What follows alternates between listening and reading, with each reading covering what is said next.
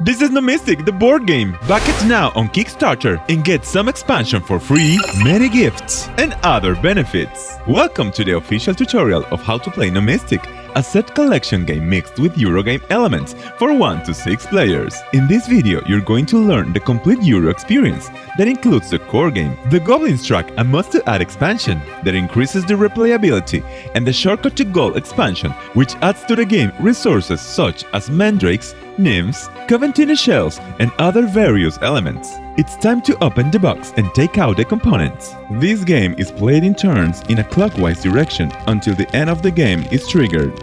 In Gnomistic, players visit a magical forest in Ireland and desperately search for a jealous leprechaun who has them under the spell of greed. The object of this game is to have the most points at the end of the game. On your turn, you must perform a single main action and report it out loud.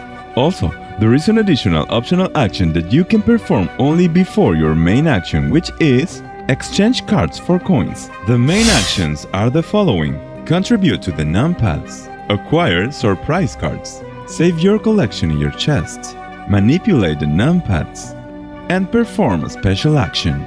All players start with the cards in hand, but it's important to note that these don't belong to you, so you can never place them in your play area, but you can place them in the central board. Let's take a look at the main actions in more detail. Contribute to the numpads. This is the only free action, since all others have a cost. Place 2 cards from your hand on 2 different numpads on the central board. If there is any path with no cards, you are forced to place your first card there. Then, take all the cards from the path where you did not put anything. Also, take 1 resource depending on the path you are taking. Take a Coventine shell if you took the cards from the riverside path. Take a nymph if you took the cards from the flowers way. Or take a mandrake if you took the cards from the scary trail. Organize them around your personal board. Here you place the point cards, here you place the action cards, and here you place the special cards. Previously placed cards cannot change places. Now check if any action sets have been activated, and if so, resolve their effects.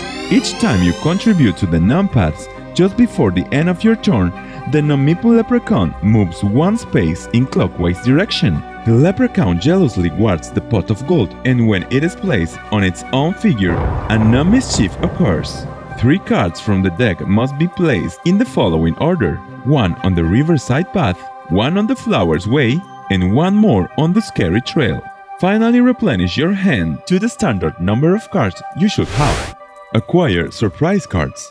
To acquire surprise cards, you must pay the cost indicated on the card that is on top of the surprise deck. The number of cards you take from the deck are also indicated on it. Take them and place them directly into your play area. Save your collection in your chest. During the game, you will be completing a set of cards. Each set requires a certain number of cards. To save your collection, pay 3 coins to the pot of gold. If you can and want to, you can also pay 3 different resources instead of coins, which will cause your nature track to be activated, which we will see later. You can save 1, some, or all of the point sets you have completed. You decide how many. When you do it, place them inside your chest.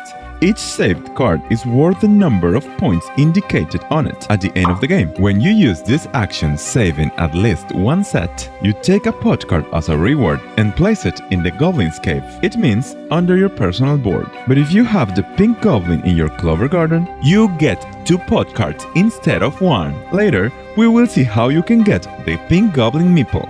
Manipulate the numpads. Sometimes you will want to take very specific cards that are placed on the pads, but not all of them. To manipulate, pay 2 gold coins to the pot of gold. If you can and you want to, you can also pay 2 equal resources instead of coins, for example, 2 mandrakes. When choosing this action, first announce which path you are going to manipulate: the riverside path, the flowers way, or the scary trail. Then roll a die, and if it marks a number equal to or less than the number of face-up cards of the path you chose, you can manipulate the path and proceed to the manipulation. But if it marks a higher number, you cannot manipulate the path and your turn is over. If you earn the right to manipulate, you can manipulate as many cards as the number on the die. Manipulate means to take cards to your play area, discard cards, or just leave them where they are. Finally, Whether or not you have manipulated, you must flip your control token to the side marked with an X, because on your next turn, you do not have the right to choose this action,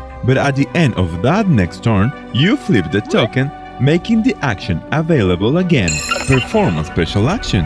There are various special actions. For any you perform, you will need to pay a coin to the pot of gold. If you can and you prefer, you can also pay any of the 3 known resources instead of paying the coin. The first special action is reorganize your play area. As you saw before, when you take cards to your play area, they can no longer change places once you place them. This action allows you to change the position of the cards. You can move all the cards you want, but always within your playing area. Reorganizing is important because in the game there are cards like this called multisets. These cards allow you to have several cards of different types forming the same set. The second special action is move the gnomeeple. Move it from the space it is onto a different space of your choice. Obviously, if you place him on his own figure, a mischief will occur. Also, when you perform this action, you must take the top card of the incognito deck, secretly look at it, and decide whether to add it to your player area or put it back on top of the deck face down. If you move the Leprechaun meeple, you also take the pink goblin meeple and add it to your player area from wherever it is, and that's how you get it. The third special action is to play a special card. Play a special card that you have in your play area. If the card has an additional cost, you must pay it. Each special card is different, so it is necessary to check the catalog included, which is your daddy. The last special action is get a garden clover chip. You must discard 2 cards from your play area with the green clover symbol. Take the clover chip and decide where to place it. Option 1. If you put it directly in your garden, it will stay there for the rest of the game. Option 2. You can put it in an incomplete set to act as a wildcard, and when you save that set inside your chest, the chip will automatically plant itself in your garden and stay there for the rest of the game. Regardless of how you use the clover chip, it will give you the points indicated in the guide at the end of the game, depending on the amount you have obtained, and which varies according to the number of players. And those were the main actions. Now let's talk about the nature track. When you perform the actions, save your collection in your chest, manipulate the numpads, or perform a special action by paying with resources instead of gold coins. For each resource paid, you move the corresponding resource cube 1 space to the right. For example, if you paid 2 nymphs, you move the nymphs cube 2 times. If you paid 1 Coventino shell, you move the related cube once. These cubes will advance during the game and will not be able to advance beyond their limit square. However, when all 3 cubes are positioned at the same time on the final squares, all 3 are reset, and you get an aquamarine stone token that you take to your personal board. Of course, you must take the one from the top of the pile. Hurry to advance them as fast as possible again, because aquamarine stones are limited and you can continue to earn them as long as they are available, but every time the points on them are less. Some minigames may activate during the game, so it's important to understand them. Let's look at this example. A player has taken this card to his play area, and the set indicates that it's completed. So, the main game pauses for a moment and the effect is resolved. This minigame is a trick-taking minigame. Every player plays a card, and the player who played the highest card takes all the cards to their play area. Every minigame is different, so you have to check the catalog the first time you play Gnomistic, but in future plays, it will be easier to remember the minigames. Now the main game continues. There are some other details and additional rules, but you have to discover them on your own. The game ends immediately when the end of the road card that is hidden in the incognito deck appears. When the game ends, a scoring phase begins. Before scoring, we must grant the bonus of the Goblin's track expansion. Divide all the coins that have accumulated in the pot during the game into 3 equal parts. If there are any coins left over, they are discarded. Now, each player multiplies the number of goblins by the number of pots they have on their cards. The results will determine who takes the major reward and who takes the minor reward. The first place takes 2 parts of the coins in the pot, and the second place takes the remaining part. The others take nothing.